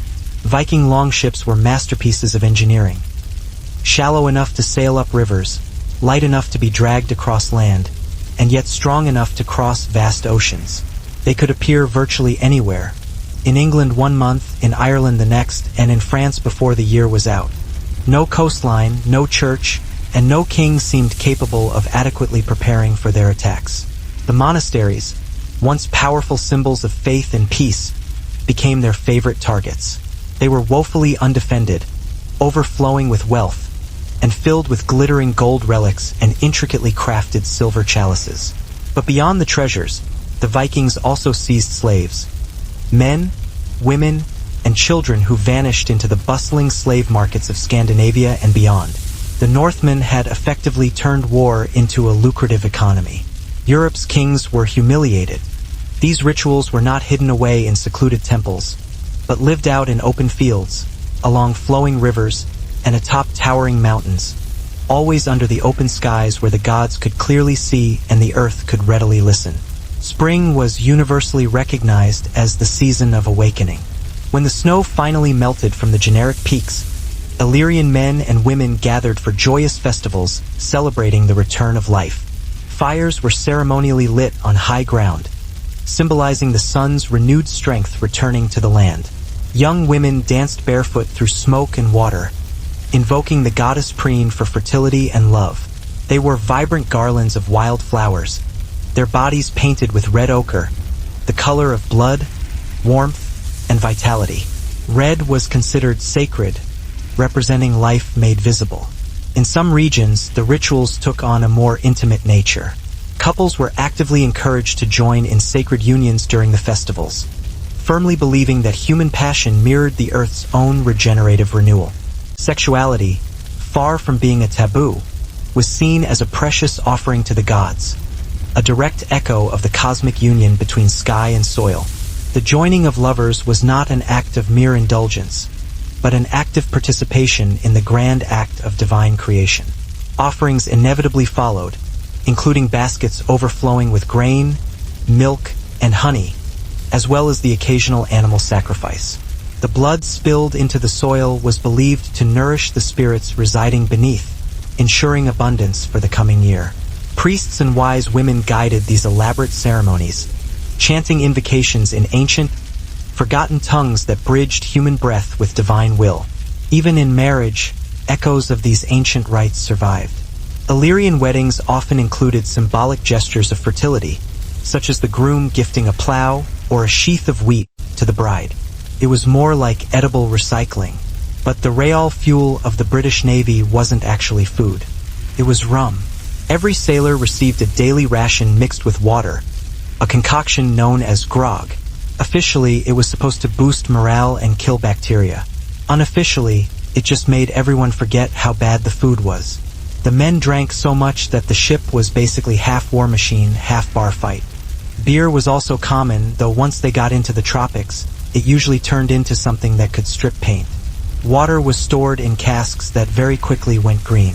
The sailors would drink it anyway because, hey, at least it wasn't peas pudding. So, breakfast was regret, lunch was survival, and dinner was pretty much a coin toss with food poisoning. And yet, somehow, they thrived. The Victory's crew didn't just endure these meals. They actually toasted to them every single day, proving, once again, that the British Empire was built on oak, gunpowder, and some serious digestive fortitude. When you cram 850 men into a wooden box and then hand them rum and gunpowder, something magical happens. Chaos. To keep the HMS Victory from turning into a floating riot, the Royal Navy relied on one thing: discipline, which was enforced with creativity and a whole lot of leather. Rules on board covered everything from desertion to whistling. Desertion was pretty obvious. Men occasionally tried to swim to France mid-voyage. But whistling was banned because they thought it confused the wind. Yes, they genuinely thought that the breeze might get jealous. The Admiralty had many fears, and logic was definitely not one of them. At the center of this grand system of misery stood the bosun, or bosun part foreman, part executioner, and all terrifying. His weapon of choice was the cat o' nine tails, a whip with 9 knotted cords designed not just to hurt, but to completely rearrange your spine.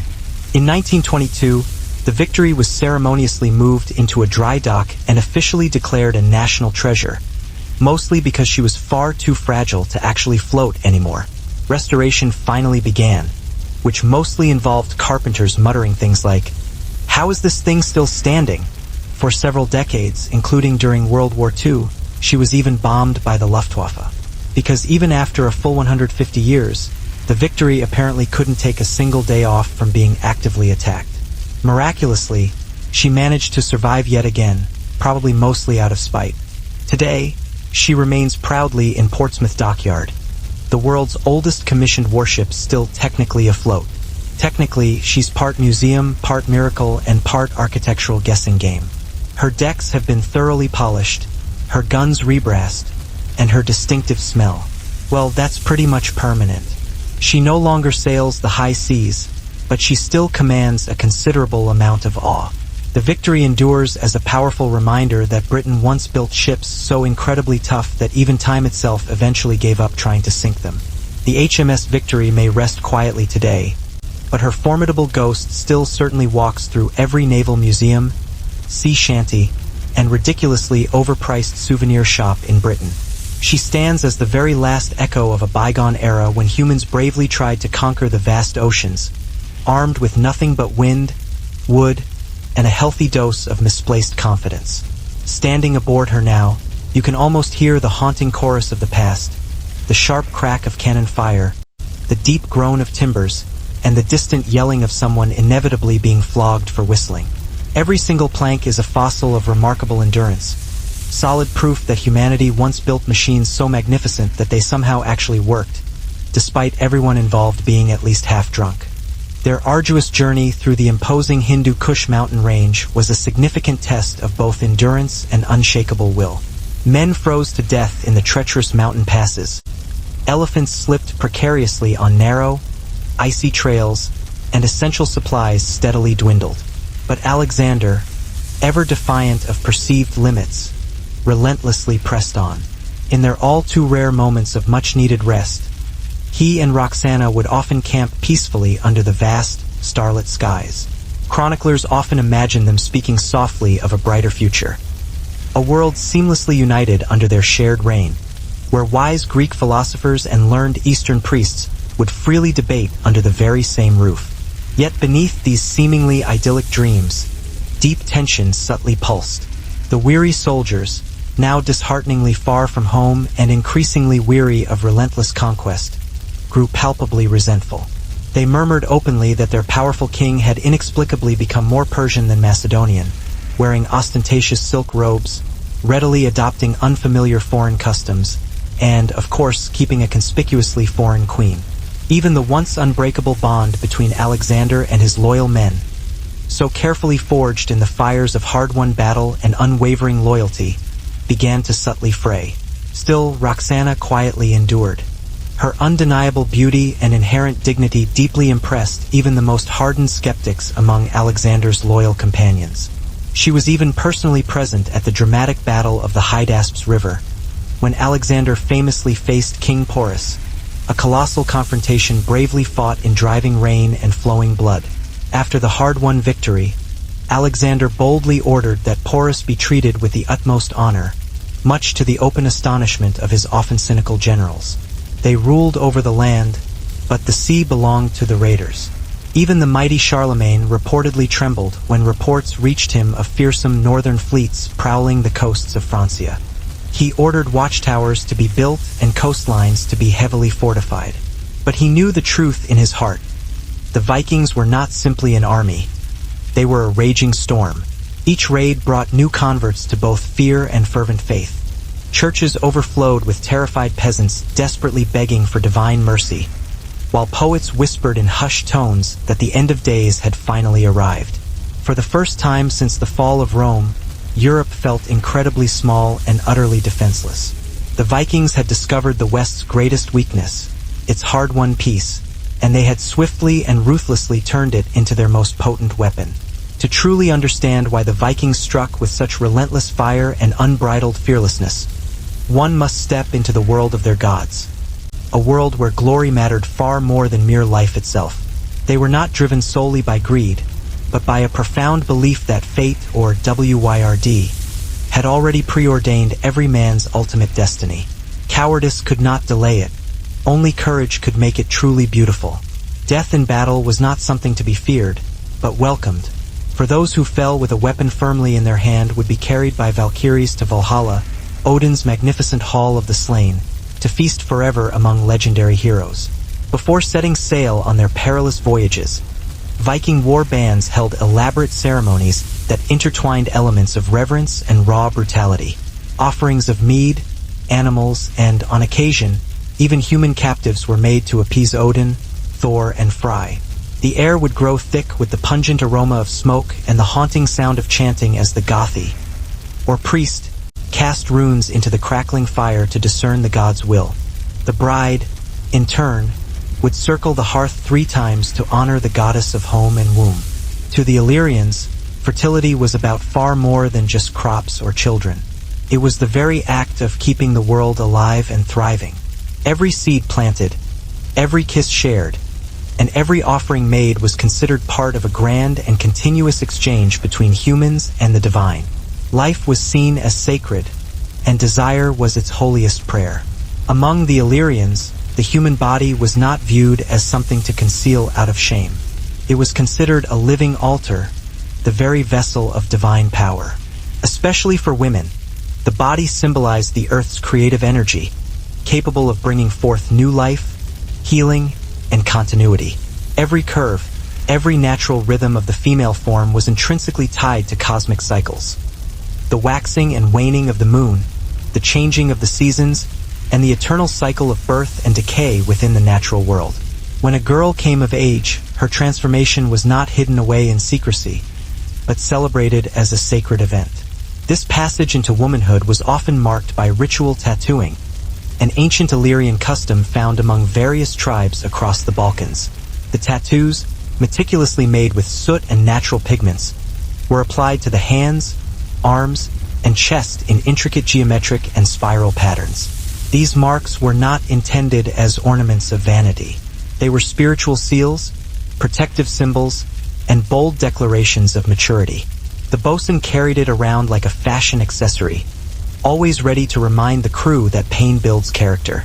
In her time, the Victory was essentially the internet, the nuclear deterrent, and the national pride of an entire empire, all somehow rolled into one creaky oak hull. She didn't just win battles. She helped Britain completely redefine the very meaning of too much effort. With her, the Royal Navy mastered global logistics centuries before the invention of Google Maps, navigating with a combination of sheer luck, wild guesswork, and unadulterated arrogance. But the Victory's enduring legacy isn't just in her victories. It's also in the men who bravely endured her, the skilled carpenters who tirelessly rebuilt her after every single storm, the dedicated surgeons who performed life-saving operations in near-total darkness, the ordinary sailors who tied ropes until their hands bled, and somehow still found the energy to sing loudly about it afterward. Their lives were undeniably short, often brutal, and astonishingly loud, but they relentlessly kept the very engines of the empire turning. The entire age of sail itself ended quietly, slowly replaced by steam, steel, and the modern notion that engines should ideally do all the sweating for us. Yet the Victory remains, defiantly wooden in a rapidly modernizing world of metal. She's essentially a time capsule of human willpower, skilled craftsmanship, and a healthy dose of masochism. Today, she sits proudly in dry dock, meticulously polished and lovingly preserved, a national monument to both incredible courage and remarkably poor life choices. School children file respectfully through her decks, utterly amazed that anyone actually survived life aboard. Historians rightly call her a masterpiece. Former sailors would probably just call her uncomfortable housing with conveniently placed artillery. And so she endures, not merely as a relic of the past, but also as a poignant reminder. Some boldly whispered that it was all Roxana's subtle influence, that her inherent Eastern sensibility, her deep understanding of both pride and deserved mercy, had noticeably softened him. But the undeniable triumphs of India inevitably came with a significant cost. As Alexander's vast empire relentlessly expanded, so too did his palpable sense of isolation. Each hard-won victory seemed to inevitably draw him further and further away from the passionate young general who had once famously wept for new worlds to boldly conquer. Roxana thoughtfully watched it all. The feverish ambition, the growing divine delusion slowly growing behind his piercing eyes. She still undeniably loved him, but she increasingly began to understand what frighteningly few others dared to freely admit, that her powerful husband was no longer just a mere man. He was now rapidly becoming a living myth in the making, and myths, she keenly knew, never peacefully end. By 323 BC, the long, arduous road of relentless conquest had finally led Alexander triumphantly back to the ancient city of Babylon, the legendary city of kings and revered gods, where the shimmering rivers flowed freely with untold wealth and the very air seemed heavy with palpable history.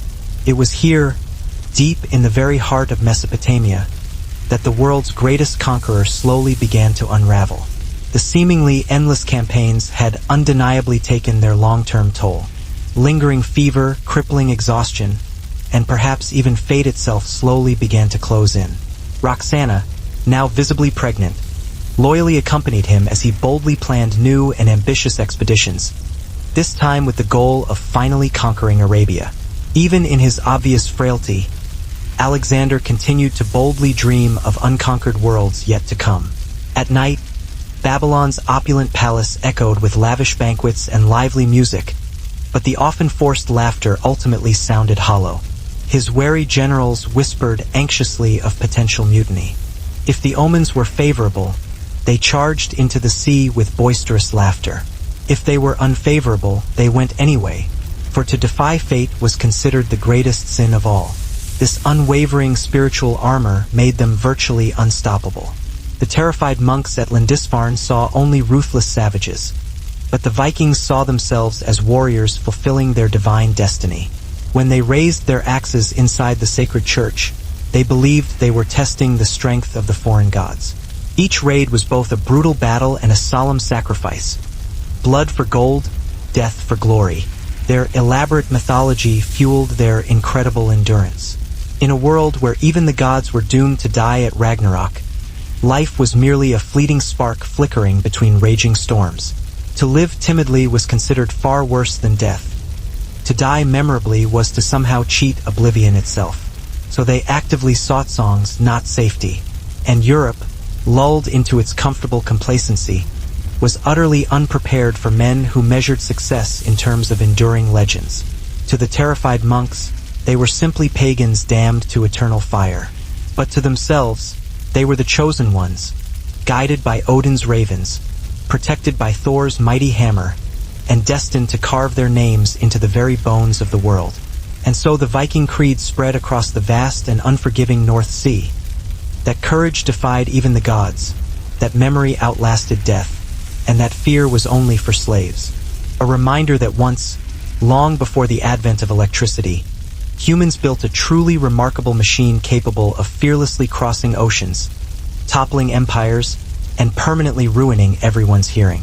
All powered by nothing more than wind, sweat, and one very stubborn nation's unwavering refusal to simply sink.